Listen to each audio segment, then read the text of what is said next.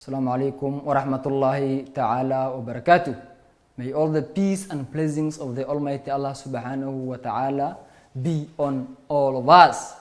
Now today I want us to dive and navigate through the blood clotting process. What happens when the blood vessels are injured or damaged? Which type of blood cells are released and what follows next until the clotting process is achieved? Is what I want us to dive and navigate through in this lesson. Now class, as you can see, we have here the platelets or the damaged tissue. And we say when a blood vessel is damaged, now the platelets are released. And once the platelets are released, they rupture. And once they rupture, they release an enzyme known as the thromboplastin, or rather sometimes called the thrombokinase enzyme. Now what happens? What does this thrombokinase enzyme do after its release? Now this thrombokinase enzyme basically does two roles. The first role is it neutralizes the anti-clotting factor known as the heparin.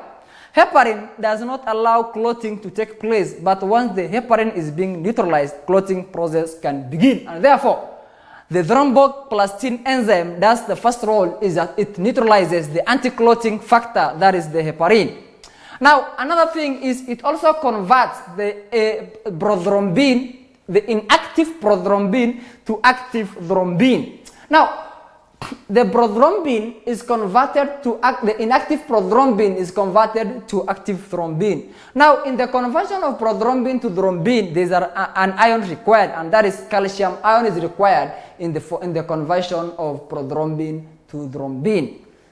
Again, what follows next? The thrombin again converts the soluble protein fibrinogen into insoluble fibrin. Now, once the product is converted to insoluble fibrin, the insoluble fibrin forms a meshwork of fibers on the cut surface. And once it forms a meshwork of fibers on the cut surface, it traps red blood cells to form a clot. And that is briefly about the clotting process.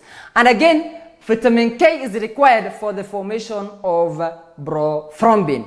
Wish you all the best and have a prosperous day. And that is briefly about the clotting process. You start with the platelets rupturing, releasing thrombokinase, the two functions, neutralization of the anti-clotting factor, number 2, conversion of inactive prothrombin to thrombin, and the thrombin converting the soluble protein fibrinogen to insoluble fibrin, which forms a meshwork of fibers on the cut surface to form on the cut surface, trapping red blood cells to form a clot. And that is how the blood clotting process happens from the time the injury occurs to the time the healing process, and that is the formation of the clot.